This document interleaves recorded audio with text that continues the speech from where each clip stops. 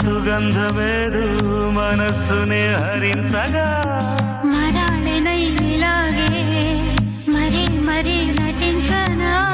విహారినై వాడే దివి భువి స్పృశించనా గ్రహములు పాడిన పల్లవికి గాలి ఊగెనులే కొమ్మను తాకి